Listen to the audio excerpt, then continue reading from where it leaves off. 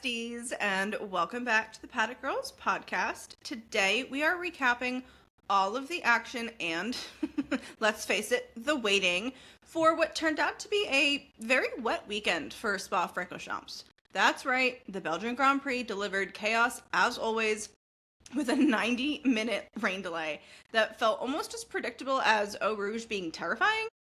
We're breaking down all the key moves, the drama on and off track, because once the lights finally went out, we got a race full of strategy shifts, slippery moments, and some standout performances that were worth the wait.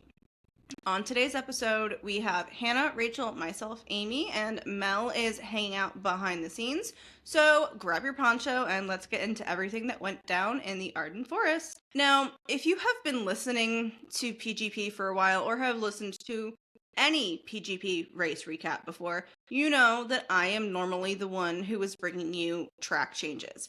Well, I felt like we needed to give this segment a little name because it's just a staple at this point. So, welcome to Turn by Turn.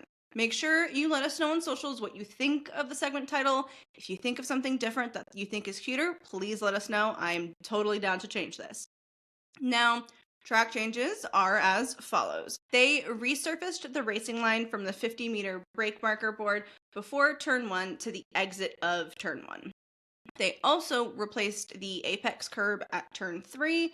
They added grinding asphalt halfway down from endurance pit lane to turn 2 and resurfacing yet again after turn 15 on the right-hand side to correct a bump that was on track.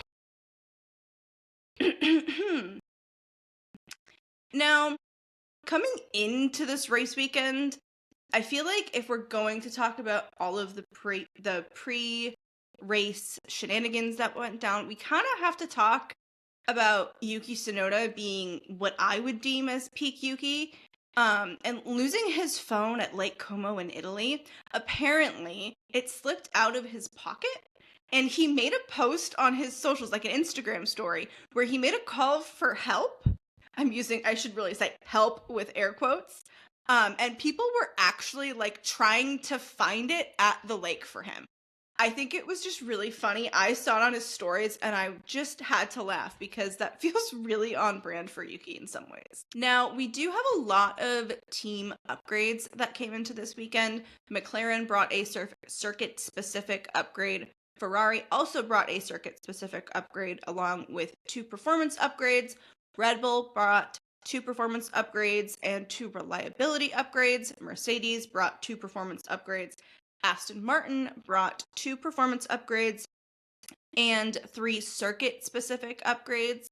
Alpine brought 2 circuit-specific upgrades, and VCarb brought 2 performance upgrades and 1 circuit-specific upgrade. Williams brought 3 performance upgrades. Yes, guys, that is 8 out of 10 teams bringing upgrades. That feels like a lot, especially for this season. I feel like we haven't had that many teams bring upgrades at that volume so far this season. Now, of course, in typical Spa fashion, we had rain in the forecast for both sprint race and race day.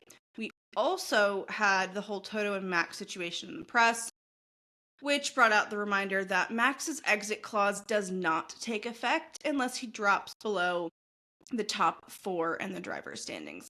So, in case you missed it, there was drama of, is Max going to go to Mercedes? Is Max staying at Red Bull? Well, Toto stated that Mercedes is still planning to have George and Kimi for at least the upcoming season, so he put those rumors to bed pretty quick.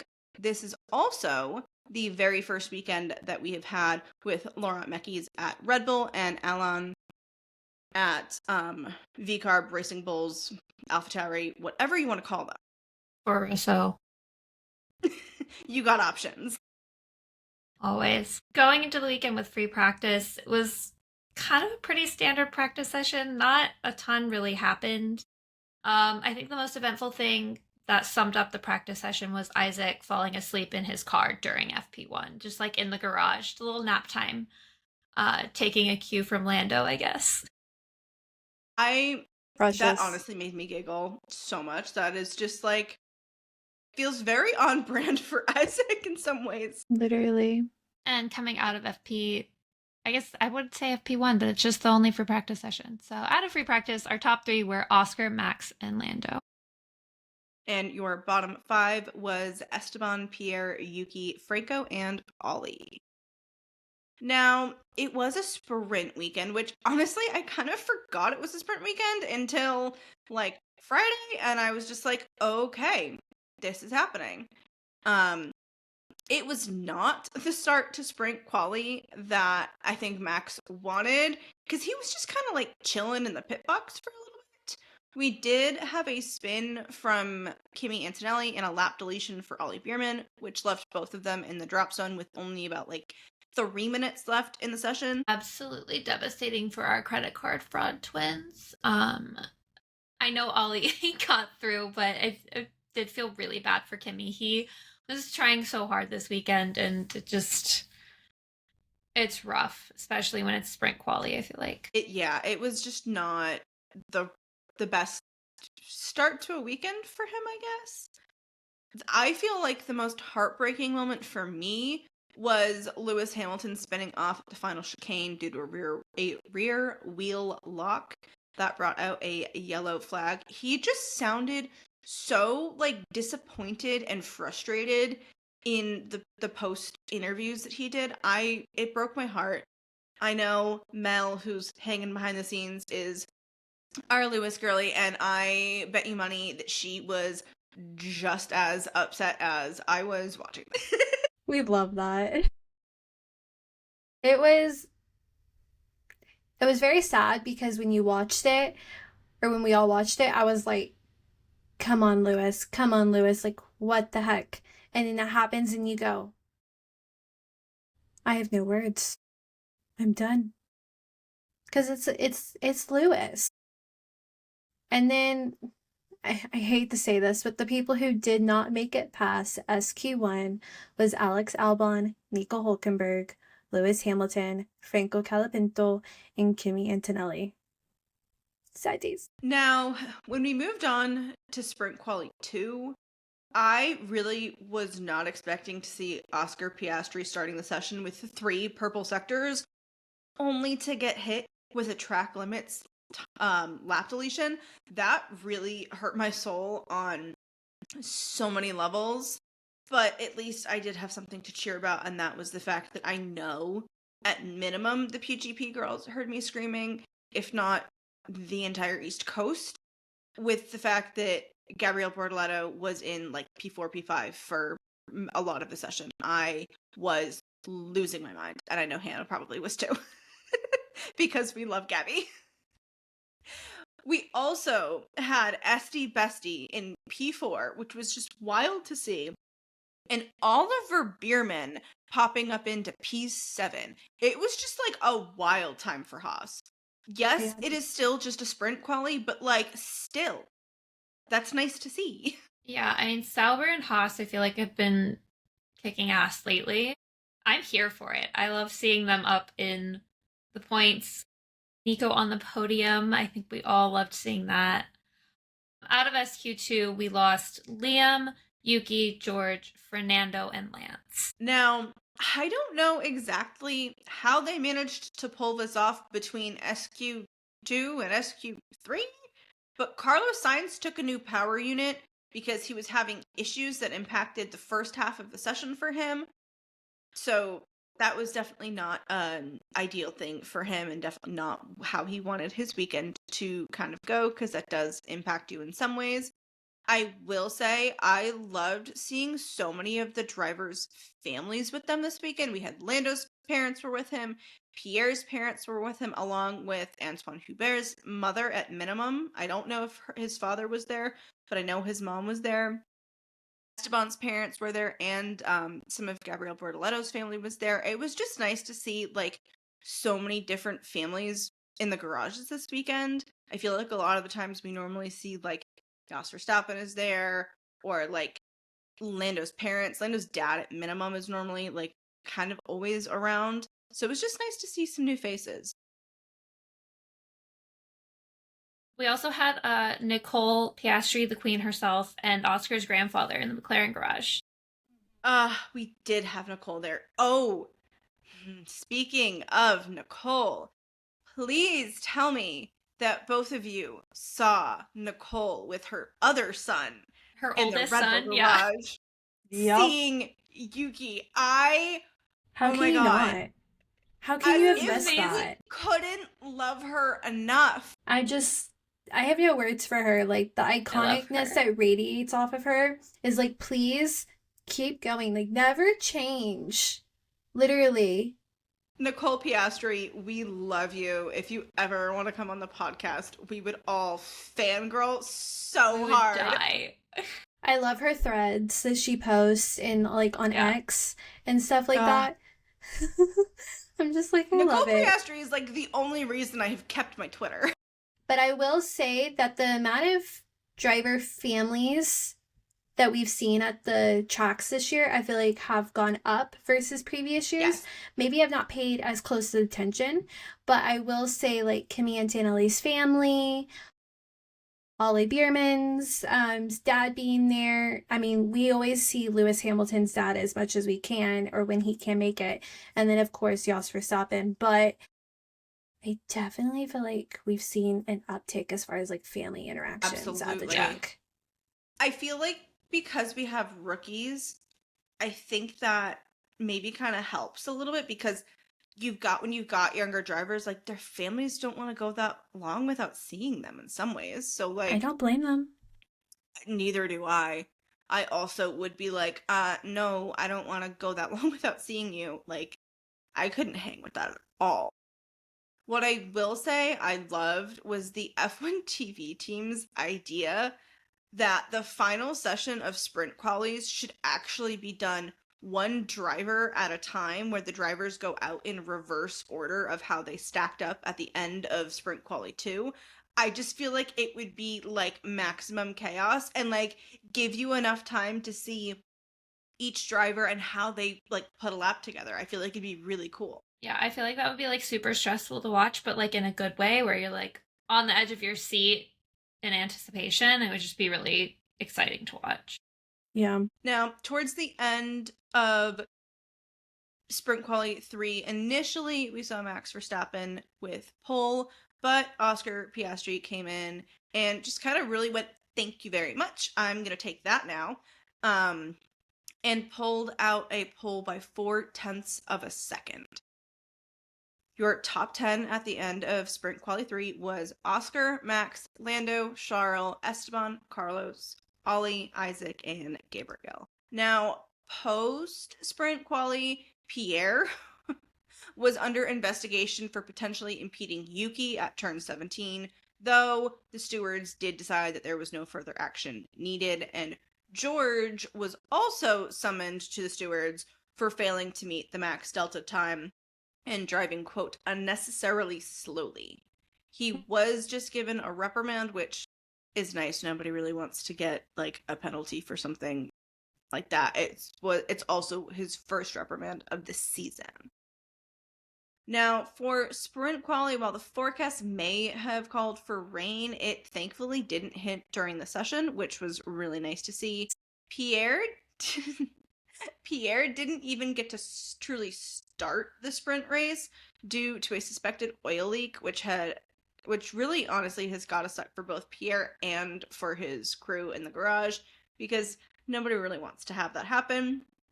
For the other Alpine driver, Franco Colapinto, he started from the pit lane. The only notable thing that I remember from the sprint race is the Verstappen synchronized overtake of Oscar and Lando. Chef's kiss. Beautiful. 10 out of 10. Overtake of the month. Like, we love our Verstappen moments. It brought me so much joy. I feel like Verstappen is truly just like keeping the fans fed at this point. Honestly, sometimes the way that they work together, it baffles me. And then I'm just like, okay, I'm good, cool. And I agree, that was probably the only thing I remembered. Yes, I feel like for me, this like sprint race was just kind of like uneventful. I didn't even watch it live. And it was just kind of like meh. I tried to watch it live because I got home at like 2:30 in the morning and I was like, oh, the sprint race is in 30 minutes. I'll just watch it. I did not make it, and so I did end up watching it when I woke up at 4 p.m. Yeah, I watched it when I was getting ready for work, to be honest with you, because I went in briefly yesterday and I'm like, okay, we'll just like watch it while I'm getting ready. And then I just was like, okay, this is clearly not interesting if I'm not even paying attention to it very predominantly. Yeah. Okay, on to the next. And that's sad as someone who loves Formula One.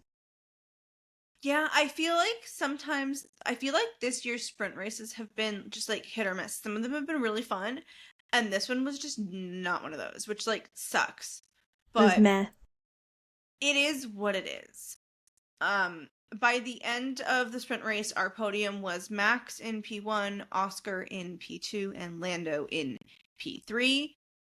What I will say, I feel like the most exciting part of this whole entire sprint race is the fact that it felt like we finally got some long overdue points for some certain drivers. We had Esty, Carlos, and Ollie all finish with points, which is just really nice to see.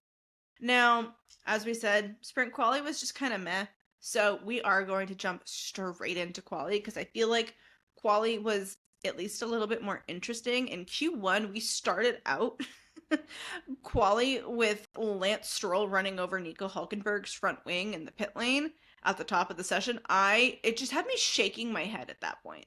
It was just like, really? It just started. That was the second unsafe release of the weekend for Sauber, and I'm pretty sure the first one was also Nico almost hitting Liam, and I want to say it was sprint quali. It was. I was really questioning why Sauber wasn't paying attention, especially them being like at the far ends of the grid. You would think that they would see the most. Yeah. And have like the less blind spots, but I was like, okay, hope you learn from your mistakes. Yeah, if they need any help, if they need any help learning how to merge or how to like get in with other people, just hit rush hour traffic on the 405 and merge into that. You'll learn pretty quickly. Or come to Houston and try to drive on Beltway 8 or 45. You'll be stuck in there for a couple hours. Yeah, but you learn how to merge and not hit people. Especially when like 3 major highways will merge into one and you're just like having to figure this out on a whim. Welcome to Texas. Or LA. Massachusetts can also be bad, but probably not nearly as bad as LA or Texas in terms of like weird highway stuff. You'll just have the issue of like if you're driving a vehicle that is too tall within Boston city limits. If you're from the area, you know what I'm about to say. You need to avoid Sturo Drive because you are going to smash the top of your U-Haul into the bridge. Please don't do it. That is insane. That means most trucks would not survive that are from Texas. Everything's raised or lifted. Those are probably fine. It's more like U-Hauls. It has become a term. You've Sturoed it. And that is the last thing you want. Oh my gosh. Okay. I would love to see an F1 driver try to drive in like any of our cities because they'd be so concerned. Honestly, for anybody on this podcast, anywhere in the States, I feel like outside of like the little bit of Austin they get to see, like they wouldn't be able to handle it. I feel like Austin's tame, but they're driving around in Austin when there's not a ton of people. Like they're driving during the workday. Like they're not always driving themselves. Yeah. Must be nice to have a chauffeur. Sometimes it's just like I feel like they're like somebody on their team. Yeah. But it's just like must be nice. So doesn't matter. Sometimes they like ride with like their trainers and stuff. I've seen that. Passenger princess. Oh, gotta love it. Now, Mercedes had me really stressed out watching both of their cars struggling to make it out of Q1 with like 2 minutes left to go in the session.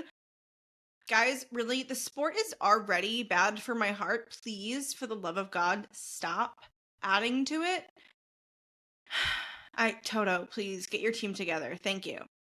Now, I'm reading my notes verbatim right this second because this was just like my exact train of thought. And it says, if Lewis Hamilton is about to get knocked out by Pierre Gasly, I will be absolutely flabbergasted.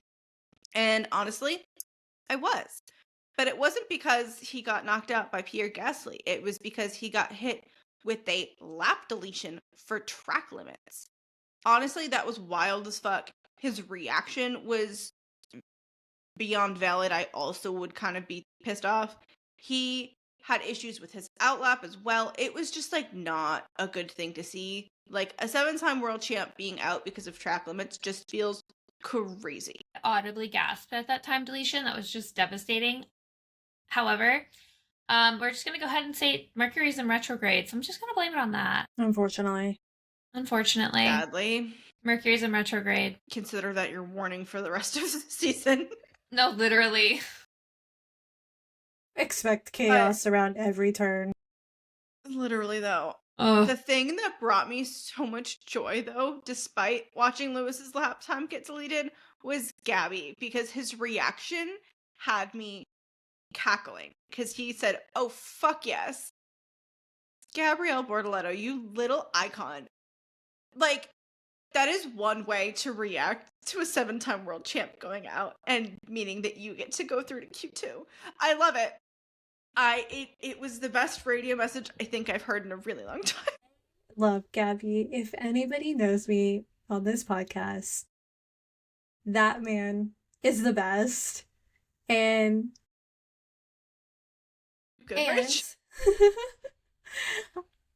I feel like we've seen at least the past 2 races his personality come out a little bit more than we have at the beginning of the season. I'm like, please keep coming. Like, we love this side of you, Gabby. Don't stop. But like Amy had hinted, we lost a few people in Q1. They didn't make it through. And one of those was Lewis Hamilton, Franco Colapinto, Kimi Antonelli, Fernando Alonso, and Lance Stroll. R.I.P. Someone's gotta be in the bottom. It just sucks that it was some of those ones because, honestly, for me, 2 of those 5 are not people I would have really expected to see going out at the end of Q1. I'm really one of those 5 is someone I fully expected to go out in Q1. Agreed. Same. You all know who that is. Honestly, two of them are ones that I really expected. Sorry, Aston Martin, but like, what is going on with your car? Then you and I may not be on the same page. Really? Who'd you expect? So I was thinking Stroll, and Colapinto. Oh, that's what I was thinking too. I fully expected to see both Astons out because their car has just not been it at all. I don't know, but we've still had at least Fernando go into Q2 more than Q3 this season. Yeah. But I mean, I feel like they just Franco and Lance's track record. True. That's true. But Franco and Lance. Yes. No, those are valid. Literal track record. I mean, if the shoe fits. It does. And it stays there. For now. We'll see where that goes with Aston's car next season with Adrian Newey at the helm. Exactly. God bless them. They got their work cut out for them. Oh, Newey's already working on the 2026 car. Yeah. That's why their 2025 car is still shit. I know. I know. Okay. I love some Aston slander because sometimes they deserve it. Apologize to anybody on the podcast who absolutely loves Aston Martin fans. We have a love-hate relationship with them. We do. There are moments where we absolutely love them and the chaos and the things that they have. And then there's times where we're like, okay, be put back in this box. We're good. But we do love their marketing team. I literally had a brain fart for a second, and I love the events that they put on at Formula 1 races. I go to all of them if I can. Like, they're a great team. Their car is just not it. And I'm hoping that 2026 will be better for them. We will manifest as much as we can, but the car is going to do what the car is going to do. That is also true. We also think that every team just we want them all to do great with contentions. That's true. Yes. That's true. Now, we do need to move on to Q2. Honestly. Sadly. I feel like we could talk about the chaos that is some of these teams forever, but I kind of need to talk about the fact that Oliver Bierman had me so freaking stressed out for a hot second because he had an aborted lap. I don't know why, but it just like brought me so much stress that I did not need. The one driver that I feel like really impressed me in quali though was Pierre. Pierre always, I feel like, really turns it on when he is at Spa with good reason, but I feel like he just like really was getting the most out of the car. So it was just kind of nice to watch him just get to drive. We also, during this session, saw Lewis Hamilton's interview with Lawrence Barretto. And honestly, it really just kind of broke my heart even more because he just seemed like really dejected and frustrated. His whole body language was just kind of like over it. It's just like, it just really kind of hurt to see him like that, because the last time I feel like we've seen him like that was like his last year at Mercedes, where he was just really, really frustrated with the car. And it sucks that he's still in a situation where he's really, really frustrated with the car. And people say you can't cry in a Ferrari. You cry every time. Ask Charles and Lewis. They'll tell you otherwise. Any former Ferrari driver. I feel like this season we've seen more of that heartbreak than other seasons from both of them. Yeah. And out of Q2, we lost Esti Besti, Ollie, Pierre, Nico, and Carlos. Now, in Q3, for some reason, I feel like Q3 was just kind of a little underwhelming for me. But it was still just, like, nice to see who was going to come out on top. The McLarens, though, were just, like, so close timing-wise. The Papaya Boys just really had me stressed out for a hot sec. But I will say the thing that brought me the most joy this session was just seeing Yuki Tsunoda finally have a really good quali in that Rebel car. I feel like the McLarens leave me stressed. I don't think that I'm ever just happy. I feel like I'm consistently stressed because it's always just like waiting for the next shoe to drop. But seeing Yuki have the highest quali / start this season from him so far makes me really happy. And I have to thank Laurent for this because, like, thank you. Or at least that's what I'm giving my thanks to. No, you can, because I think Yuki said that Laurent smiling at him when he was going out to do quali, it, like, made him feel better. And then he had a really, really good quali. Like, Yuki, my heart! I think just that the fact proves... that, like, just, like, the little things of encouragement. I mean, Are we seeing... I think we're going to see a lot more of... I think the team morale at Red Bull Racing is going to increase a lot with Laurent at the helm. Absolutely. I think we're already seeing it. We're seeing the brighter side of Red Bull for once after a dim, 20 chaotic, narcissistic realm at the helm. Sorry. Don't be. You're not wrong. You're not wrong. Honey, you're not wrong. Where's the lie, Han? Literally. Like, all they need to do now really is, like, get rid of Helmut Marko and, like, poof, the energy will probably be a million times better. I mean, it's probably already a million times better, but, like... Helmut Marko and give Jos Verstappen a ban. But that's just my opinion. I agree with all those. I just know that there are those people out there in this universe of Formula One, people who like all those, so I'm like, I don't want to offend y'all, but, like, my opinions are my opinions. But, like, you do you. If you like them, good for you. I don't care if I offend them, because if you like Christian Horner and you think he's a good person, then I'm running the other direction. I just want to know why you think that is, though. Exactly. Please exactly. give me your reasons and let's have an honest to God conversation. Like, you be respectful, I be respectful, we'll hear each other out.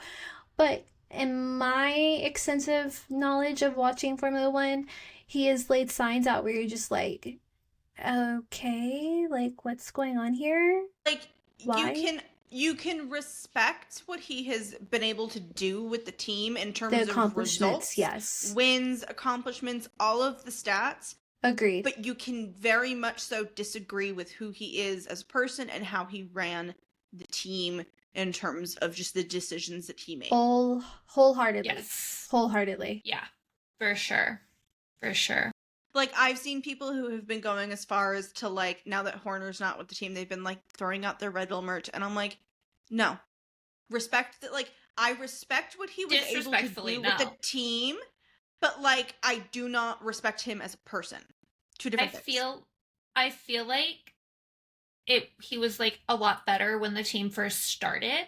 And I feel like as the team got better, his ego got bigger, and then he got Max. Agreed. And he got Max, and Toto didn't have Max, and it just, like, skyrocketed from there. I think the rivalry, obviously, like, having Adrian Newey is, you're having basically a, like, god at aerodynamics. I think his rivalry got to his head. It got to his head, and I think the notoriety of, like, having one of the best teams on the grid and having Max Verstappen as your, like, lead driver really got to his head. And yeah, his ego got too big. It did no longer fit in the box or the garage. No. Or the paddock. Sadly, no. But I think things are really starting to look up for Red Bull. We're going to see how the rest of the season goes now that we have Laurent Mekies at the helm. I think things can kind of only go up from here, honestly. Like, it cannot get worse. It can only get better. But by the end of Q3, your top 10 was Lando in P1, Oscar in P2, Charles in P3, Max in P4, Alex in P5, George in P6, Yuki in P7, Isaac in P8, Liam in P9, and Gabrielle in P10. Now, it's Spa. And, damn it, my phone. Sorry. It's like, what the hell was that? Yeet. Chelsea, please keep that video clip in because that was everything. And I went, see? Sorry. That was perfect. It's me. Amazing. Now, it's Spa. And of course, that brings the chaoticness. And with that, we had 4 people who unfortunately started this race from the pit lane. One of those being Alonso, another Antonelli, and the last 2 Hamilton and Sainz. Now, some of them were for gearbox changes, others were for looking over like engines and like adjusting upgrades, which caused them to have to be able to start from the pit lane versus on the traditional like starting grid. And in continuation of true Spa fashion, we already had a red flag during the formation lap due to poor visibility, and it wasn't even raining. The track was just really, really wet. The delay was originally set for 30 minutes, and during the red flag, we heard from Albano's engineer that heavy rain was to be expected in 10 minutes. And then at one point, Alex Jake said to Tom Deacon, because Tom Deacon was in the Max Verstappen grandstand, he told him, the rain headed your way is, quote, borderline biblical, which fully tracks for a Spa. I feel like you could put that race anywhere in the calendar and it would still rain. I feel like Spa is literally cursed for rain. But honestly, anytime rain is described as being, quote, borderline biblical, that's never a good sign. But, like, honestly, it's Spa. So, like, at this point, I'm just going to always assume that we're going to have wet weather at some point during the race weekend because it is Spa. Han, do you want to go now? I was just going to say that, tell me why when I heard him say borderline biblical, I heard borderline diabolical. Don't know why, my brain heard it that way when he was saying it, but I go, huh? What? And I literally had to go back and re-listen to that again because I thought my brain was playing tricks on me. It really was. It was too early in the morning. And I fallen asleep at like 1 a.m. in the morning. So like I already was running on like no sleep. And so I heard that and I'm like, borderline diabolical. What? And then I re-listened to it and I said, borderline biblical. I need more sleep. Oh, babe. I mean, sometimes these early morning races, especially when we've had like 2 weeks off, getting back to racing with an early morning race is kind of rough. Kinda?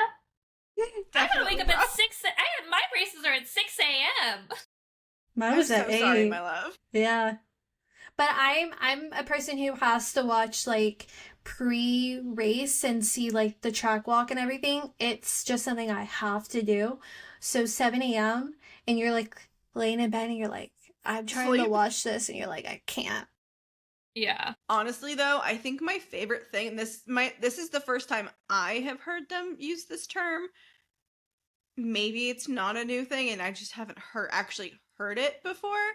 But it was the fact that the F1 TV team called the spray off of an F1 car with rain, like the spray of water and mist, they called it a rooster tail.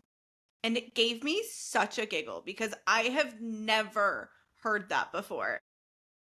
And I just like, it brought me a little bit of joy that I really needed while trying to watch this race. Because I did have to watch it delayed. I was a little busy this morning. But did anybody else notice when they were panning through the crowd, there was this sign and it said, when it rains, Max reigns, as in REIGNS, like a reigning monarch. And it just was probably the most iconic play on words that I've seen in a little bit. I love when they show the fan signs because some of these F1 fans are beyond creative. It brings back like Barcelona of last year where like Max dominated under crazy rain like conditions. So like seeing that sign and then of course you're in Spa where it rains and you're just like creativity at its best. Barcelona or Brazil? Oh, Brazil. Thank you. In my head I was saying Brazil. You're good. And again, with another iconic Alex Jakes quote, if you've just switched on, good news, you've missed nothing. We have a delay due to rain. My God, like, he's so funny about it. He's just like, you've missed literally nothing. We're just talking because we have time to fill. And then they had so much time to fill. So much time to fill.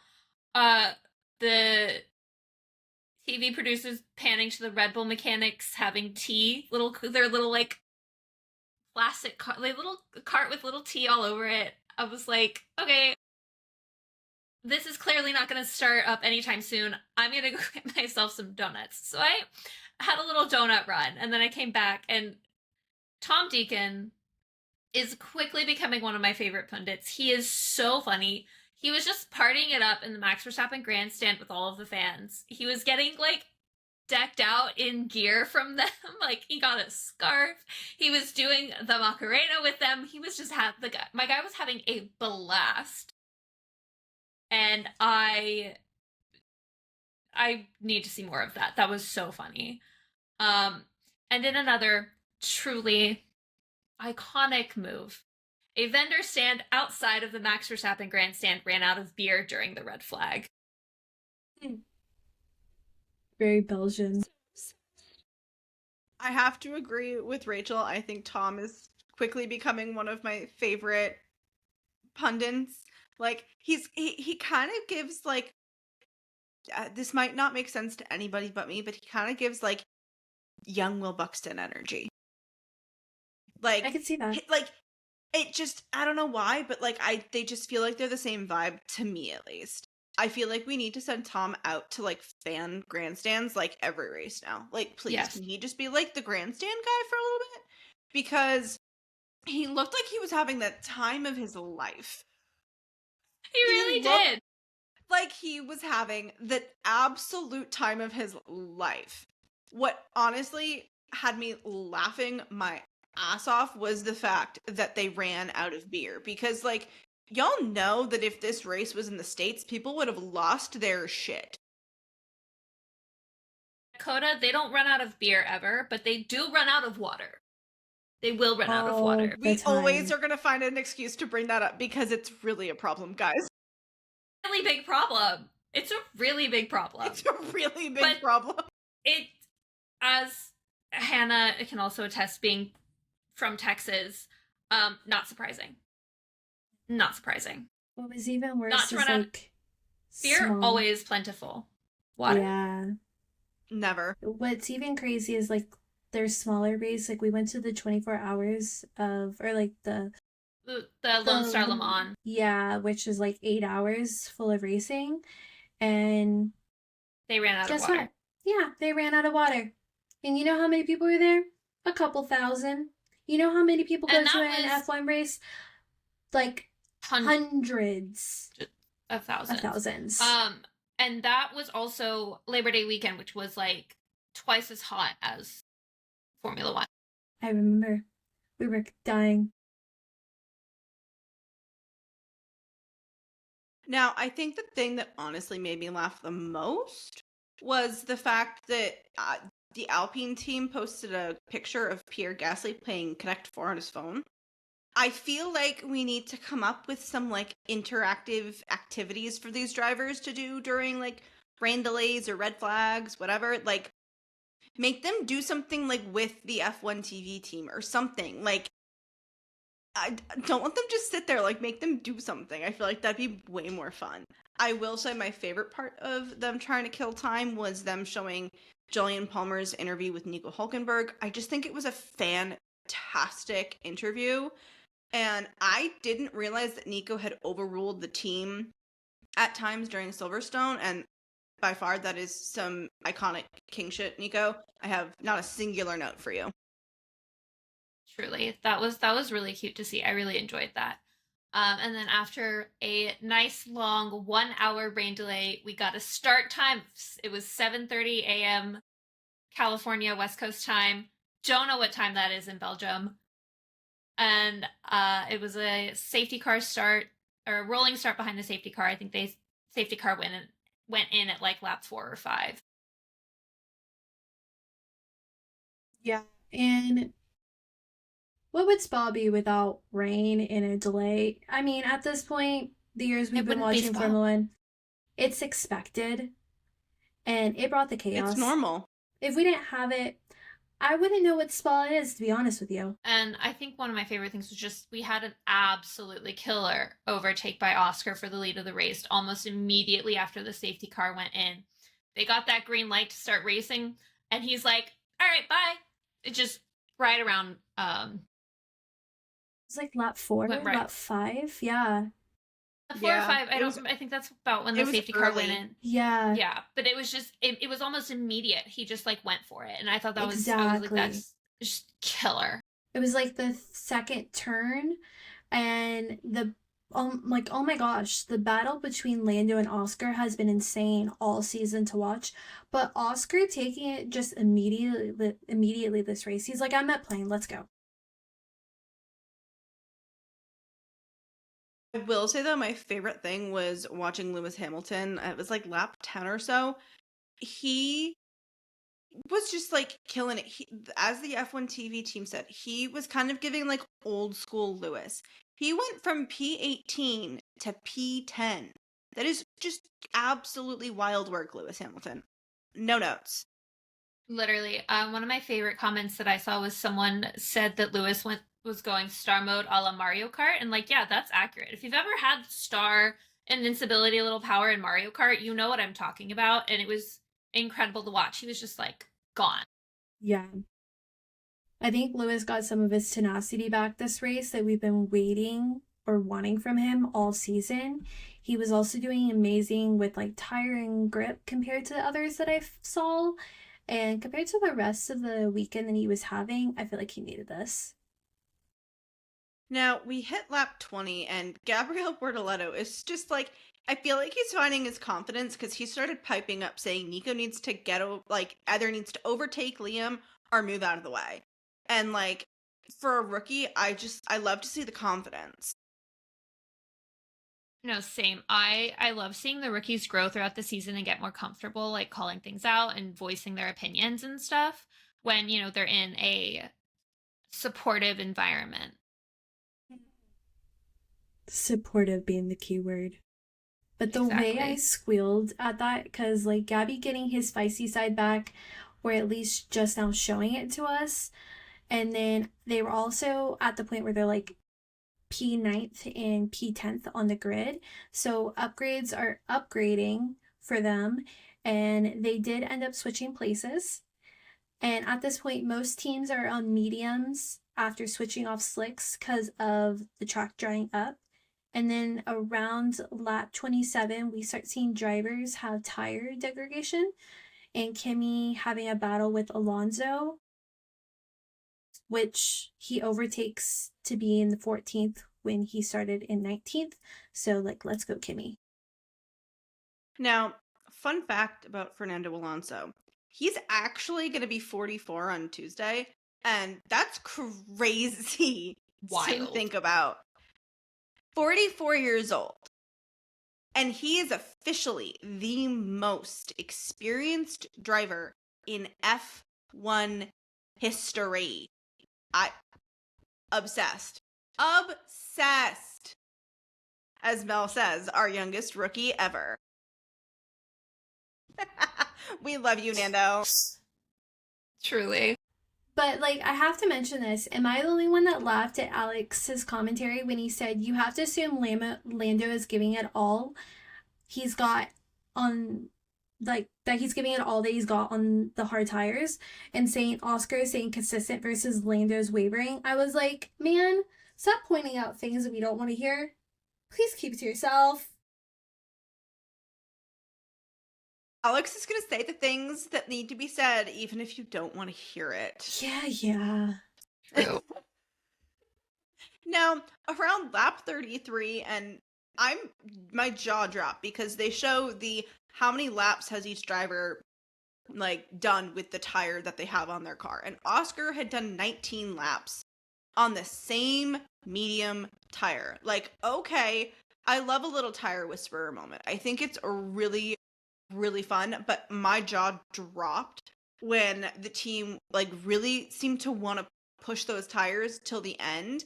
But, like, honestly, they know more than I do, so, like, I'm gonna have to just trust that, like, you know best. Yeah, 100%. And I loved how Alex Shakes was just like, well, I guess they're just gonna try to make them being the medium tires, last until the end of the race. And just the way he said it, he was just like, well, I guess this is what they're gonna do. All right.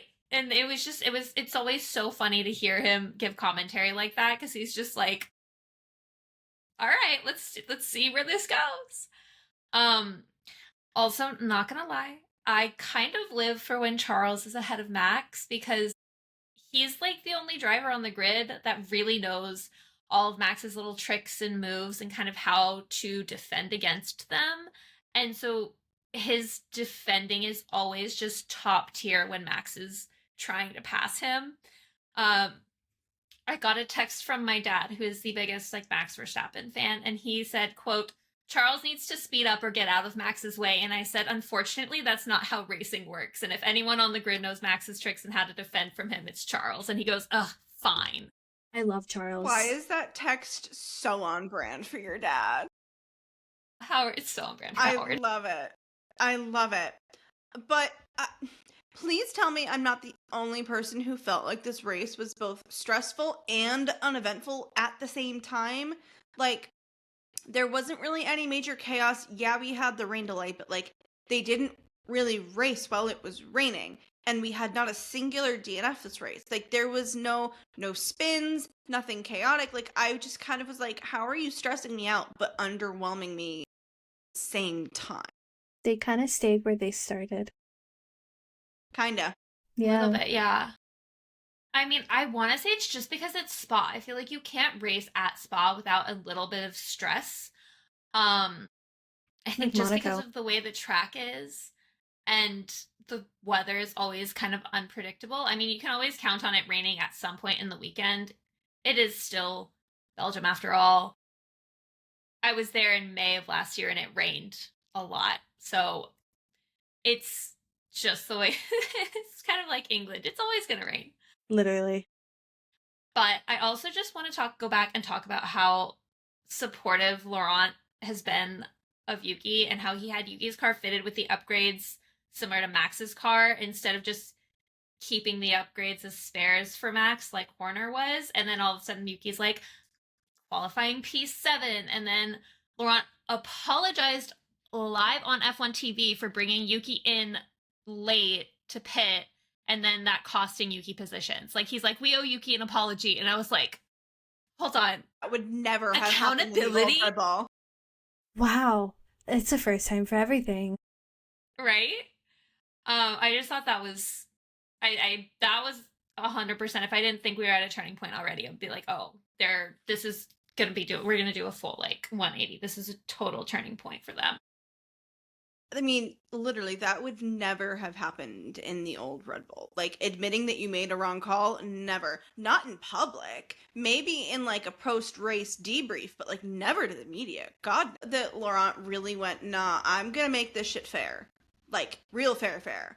I feel like I've already said this, but, like, Laurent Mekies, the king that you are, I fear I am becoming obsessed. Like, it's really nice. We kind of all predicted that, like, the morale in the team was going to go up with him at the helm, but I truly did not expect that, like, everyone was going to come back from the 2-week break and, like, it was going to be night and day. Like, it's impressive, honestly.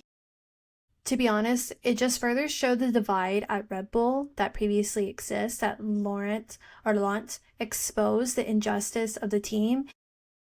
I say that lightly as like the team when in reality it's just a few key players or a key player, and now seeks to fix it going forward. And I am so here for it. It shouldn't be Max's team. It should be Red Bull Racing's team. And I think that's a difference. Yeah. And I think Max also feels the same way. Hopefully. I think the better morale will actually make him happier at the team. Like 100%. Nobody wants to be in a toxic environment. No. It shouldn't be all about you either. Like, no, that's too stressful. But that's the thing is, like, I feel like Max was never making it all about him. Horner was the one who was making it all about him. He's like, I just want a good car and I want to race. Yeah. Fix the shit. Let's go. Yeah. He's exactly. Like, I just want to go fast. Literally.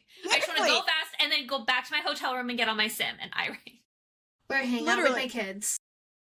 Yeah. Hang out with my family. Like, he's like, I don't want to, like, do this. Yeah, exactly. I will say what I loved was Charles Leclerc at the end of the race turning away from the camera when he was drinking from the water bottle. He did it like oh so slowly too. I just love that he has learned from the past. No one loves the Charles podium. Yeah. No one loves the Charles podium like the F1 TV camera crew. Crazy. Let's be honest. Really. No one loves Charles being on the podium or in the top 3 like the F1 TV camera crew does. The love affair is real, guys. It's apparent if you truly know. They know what the girlies apparently want. Apparently. What I will say hit me in my feels with this post-race was seeing Oscar Piastri dedicate his win to his grandpa.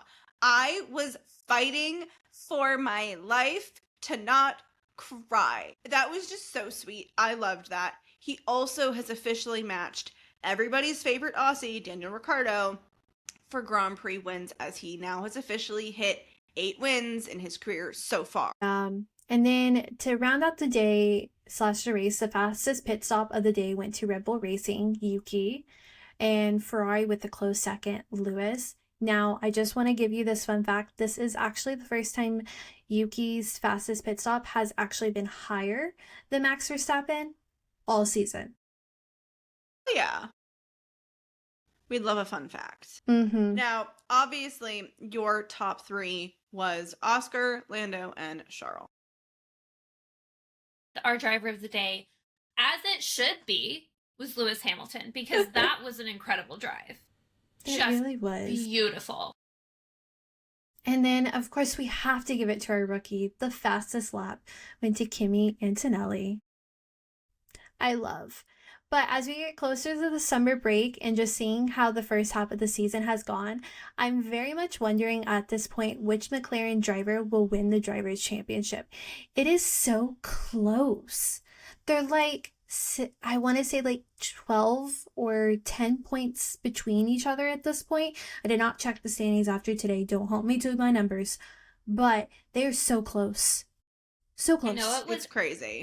I know it was 8 points before the sprint race. So I don't know what it is now after the sprint and after the actual race.